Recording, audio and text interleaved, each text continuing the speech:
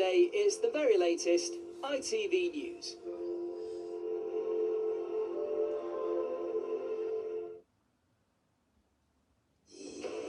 Keir Starmer tells the US president it's wrong to punish NATO allies with tariffs. The Prime Minister spoke directly to Donald Trump for the first time since he announced punitive import taxes on 8 European countries for their support of Greenland. But Trump's team don't sound like they're backing down. The Europeans project weakness, the US projects strength. Greenland can only be defended if it is part of the US. We'll be live in Switzerland, where the US president and other world leaders will be attending Davos this week, also tonight.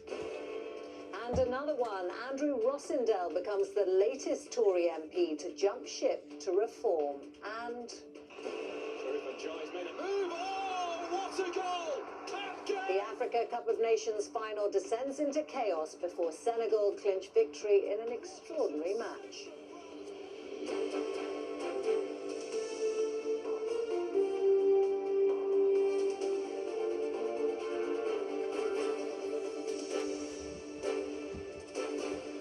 On TV News with Romilly Weeks. Good evening. The Prime Minister has used some of his strongest words yet in a direct tribute to Donald Trump over his plans to impose tariffs on European countries supporting Greenland. Keir Starmer told the US president in a phone call that applying tariffs on allies for pursuing the collective security of NATO allies is wrong. The crisis call came after Trump said he'll impose a 10% import tax on any and all goods from the beginning of February, increasing to 25% from June, unless a deal is reached for the USA to buy Greenland from Denmark. And despite straining previously strong alliances, it seems the Americans aren't backing down. Our political correspondent Shihab Khan has the latest. We rolled out the red carpet to the man who is supposedly leading our closest ally. But now the so-called special relationship is again under strain because Donald Trump has issued a 10% tariff on the UK for its support of Greenland, another close ally. Today, government ministers were clear they aren't backing down. The future of Greenland is a matter for the people of Greenland and the people of the Kingdom of Denmark alone, and nobody else. So we think putting tariffs on allies is completely the wrong approach at this moment. Greenland is located between North America and the Arctic, and Donald Trump says he wants full control of it for security reasons. But it is also rich in natural resources, including rare earth minerals like uranium and iron, and it could also have significant oil and gas reserves. European countries have opposed his plans, and the nations hit with the new tariff today released a joint statement. They said, "We stand in full solidarity with the Kingdom of Denmark and the people of Greenland. Tariff threats undermine transatlantic relations and risk a dangerous downward spiral. We will continue to stand united and coordinated in our response. We are committed to upholding our sovereignty."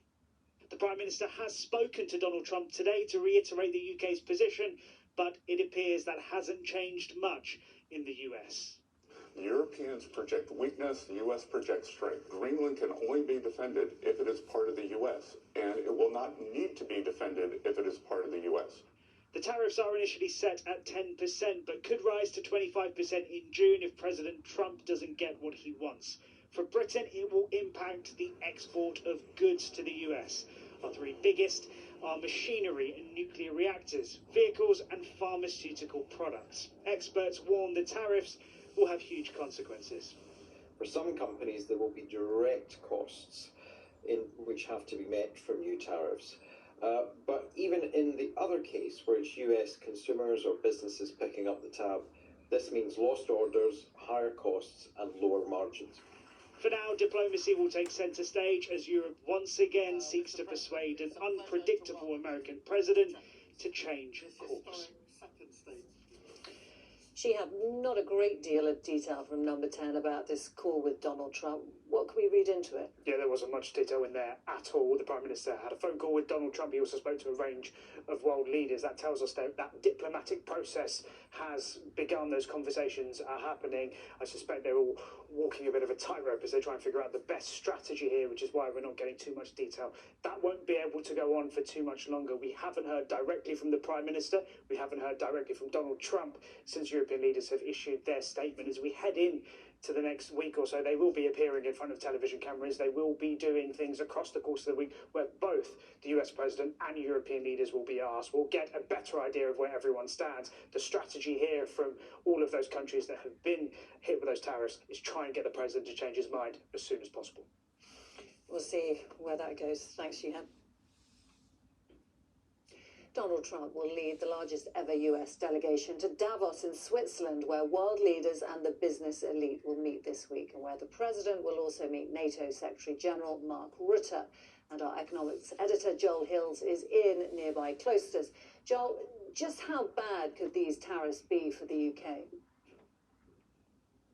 Well, look, the pursuit that Trump is making of Greenland and his aggressive use of tariffs is putting enormous strain across the Western alliance. There's nothing good to say about tariffs, really.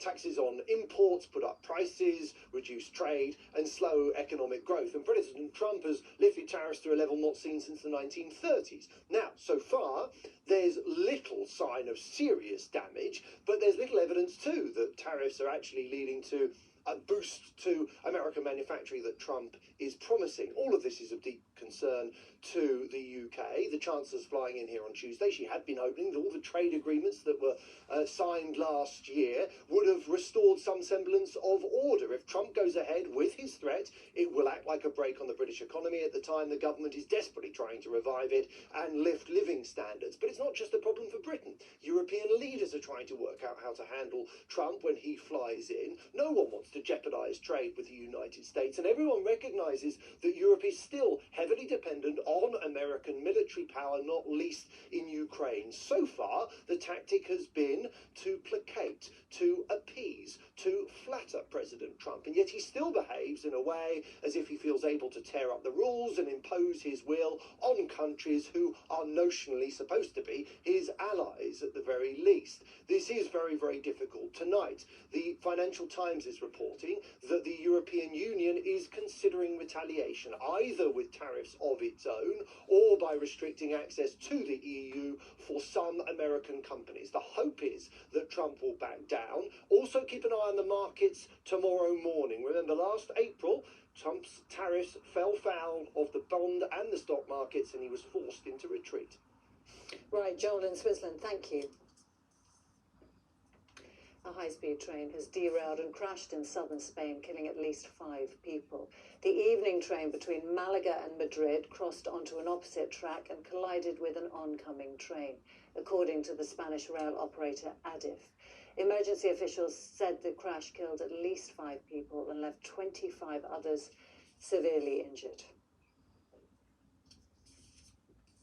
The Conservatives have lost another MP to Reform UK. Andrew Rossendale, who's the MP for Romford in Essex, has become the second Conservative MP to defect to Nigel Farage's party just this week, following Robert Jenrick's defection. And I'm joined by Sabat Chowdhury. Now, Sabat, so what has Mr. Rossendale said about why he's switching sides? Good evening. Another day, another defection. As you say, Andrew Rossendale now is the latest Tory MP to jump ship and to join Nigel Farage's Reform UK. He was a shadow minister. This is someone who had been a member of Parliament now for way over 2 decades. And for him, he said his red line, the thing that really broke the camel's back, was the fact that the Conservatives, he believes, failed to actively hold the government to account concerning the Chagos deal with Mauritius. He's also given some other reasons on X. He wrote that they were unwilling to take meaningful accountability for the poor decisions made over so many issues, that his constituents in Romford have been consistently ignored for far too long. And Reform, he said, is the only political movement that is genuinely willing to fight for the best interest of the UK. Now, naturally, Nigel Farage has welcomed the move, calling him a great patriot. This move from him is the third defection we've seen this past week from Conservatives. We obviously saw Robert Jenrick and Nadeem Zahawi, and despite that growing number, Nigel Farage has insisted that this is not Tory Party 2.0. Now, very quickly, we've not heard from Kemi Badenoch, but, you know, it's an understatement to say that this has not been a good week for her party. We'll see how many more there are. Thank you. The government has vowed to pressure not to water down its new Hillsborough law. The draft legislation aims to compel public officials and contractors to tell the truth after disasters. But campaigners and some Labour MPs had raised concerns the law didn't go far enough to prevent future cover-ups, because intelligence officials could have been exempted from disclosing information. That proposal will no longer be put to a vote tomorrow. Sport now. Celtic survived their potential banana skin in the Scottish Cup at the hands of junior club Auckland Talbot. The record Scottish Cup winners only managed to score 2 goals against the part-timers on the borrowed ground of Rugby Park, Kilmarnock. Sebastian Tunekti scored Celtic's clinching goal in the closing minutes. And finally, the Africa Cup of Nations final descended into chaos after Senegal's players walked off the pitch in protest after hosts Morocco were awarded a controversial stoppage time penalty. A goal in extra time saw Senegal clinch victory. Here's Chris Scudder. If titles were won on passion, Morocco would not have had to wait half a century for a major title. Huge amounts have been invested in football since they last won AFCON in 1976, and this was the night they felt was their destiny to end the drought. But Senegal, champions in 2021, were there to spoil the party. Morocco were wasteful. Just like in Qatar when they reached the World Cup semi-finals, their fans were immense. But the night was marred by a hugely controversial finish. With the game in stoppage time, Senegal had a goal disallowed. And before their frustration had subsided, Brahim Diaz then went down in the opposite penalty area. Jostled by players and officials, the referee went to the video screen and awarded a penalty. Then chaos. Amid unprecedented scenes in any match, let alone a final, Senegal's coach ordered his players to leave the field in protest. After several minutes of confusion, they walked off, only to return after negotiations with officials.